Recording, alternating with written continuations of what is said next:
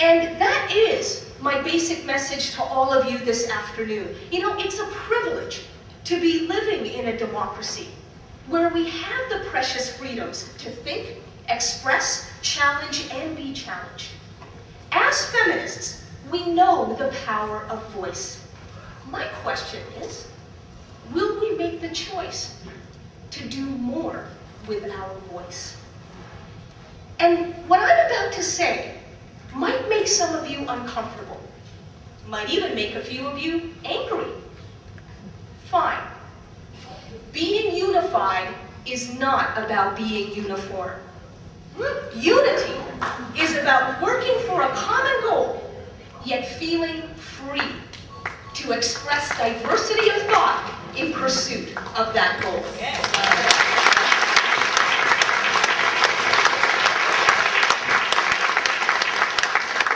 We'll see how many more rounds of applause I get. And what should our common goal today be? I propose it is to defend human rights, yes, but more importantly, the universality of human rights. Now, why do I emphasize universality? Because, friends, around the world, there is a contest raging between the rights of individuals and the so-called rights of cultures, especially religious cultures. In Sydney, Australia, the Catholic Church has won the right not to be offended this entire month. You see, throughout July, it's true, let me explain.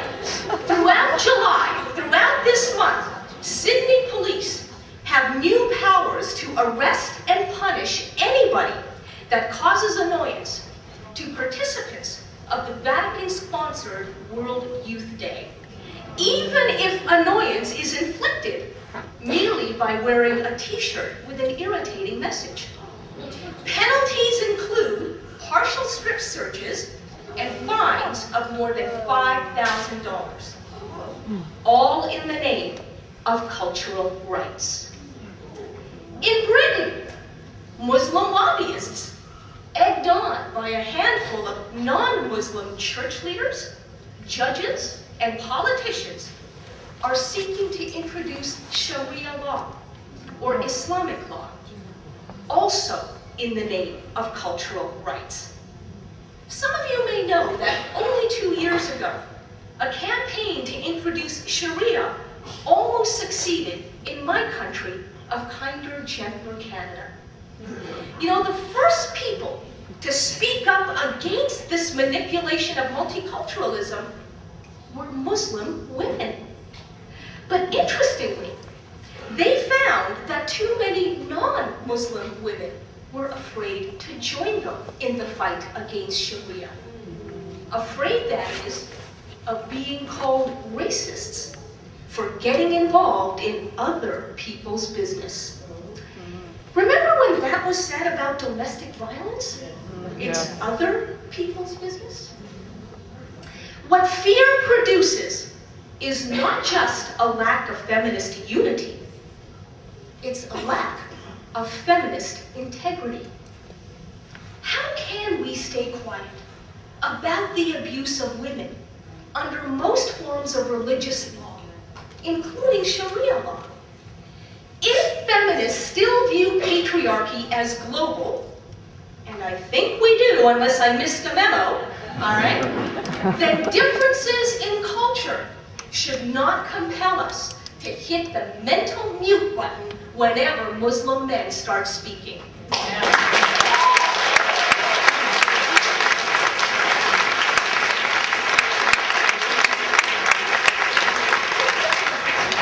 Here's another example of where human rights are being trounced by cultures, and where we feminists need to get much more vocal.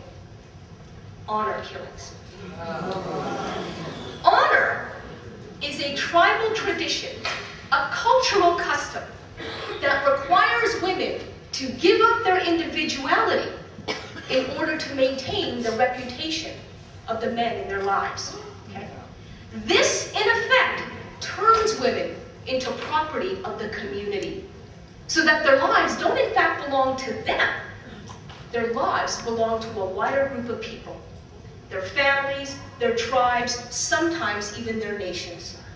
So that when a Muslim woman who lives under the code of honor is accused of dishonor, of shaming or breaking moral codes, the punishment against her can be so much bigger than even the so-called crime that she's been accused of committing, merits. Why? Because remember, and this is very, very counterintuitive to the Western mindset, under the code of honor, her life doesn't belong to her, but to a wider group, so that the punishment against her has to be large enough to compensate the wider group.